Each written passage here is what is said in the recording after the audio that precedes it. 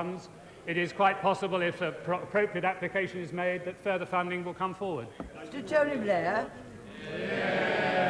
Madam Speaker, would the Prime Minister admit what he denied just 2 weeks ago, that with casualty departments closing and waiting lists up in many parts of the country, and some of the hospital trusts indeed technically bankrupt, that the National Health Service is indeed in a state of crisis?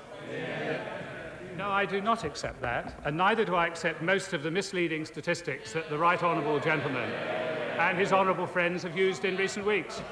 And if the Right Honourable Gentleman was so concerned about funding, perhaps some time ago he might have matched our pledge to increase funding in real terms each year. Madam Speaker, perhaps the Prime Minister would now accept what his own government statistics show, which is that there is an extra £1.5 billion that they have spent on the National Health Service, but it has gone into bureaucracy and administration, not into proper patient care, which is why there are 20,000 more senior managers and 50,000 fewer nurses since the Tory internal market reforms. But can I not ask the Prime Minister to talk to people now who use the National Health Service, people who know when they go to a casualty department that something is seriously wrong, who know when their appointments are cancelled and they're told they're better off going privately, that something is wrong?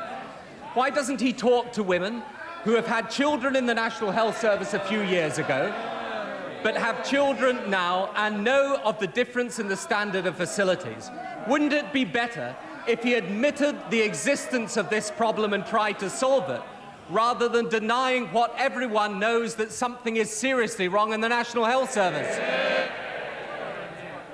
Let me say to the Right Honourable Gentleman, he talks about management and bureaucracy in the health service.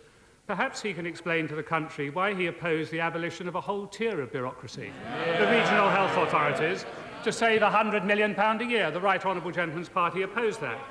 And if he thinks that a £43 billion service doesn't need proper management, perhaps he might remember what the Socialist Health Association said, and I quote, "The NHS was traditionally undermanaged and Labour should avoid bureaucrat bashing."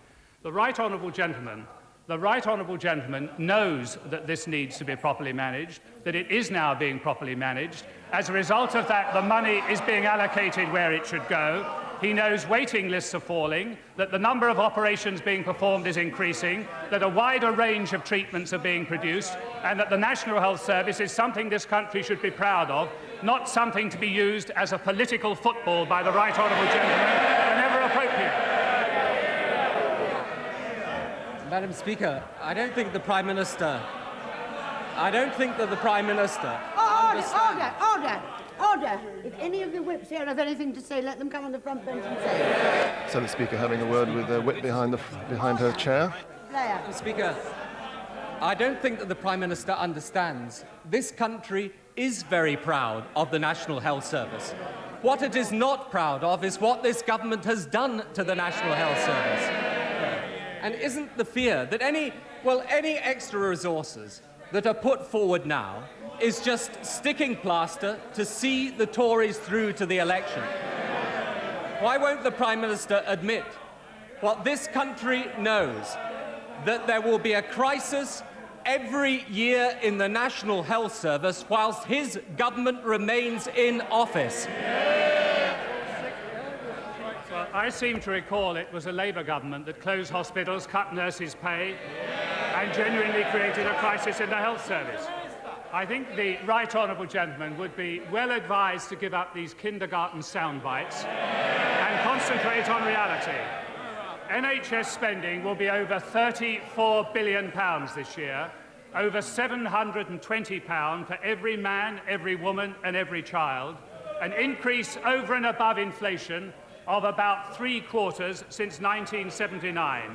There were over 9 million areas of hospital care in 95 to 96, 25,000 every day, up 46% in 10 years. As the Right Honourable Gentleman for Livingston said, the acid test is whether more people are being treated. They are, and they're being treated better, and they're being offered a wider range of services. And the Right Honourable Gentleman knows that, but he will not admit it, he is more concerned with his politics than the reality of the improving treatment that exists. Sir James Spicer. Has my right honourable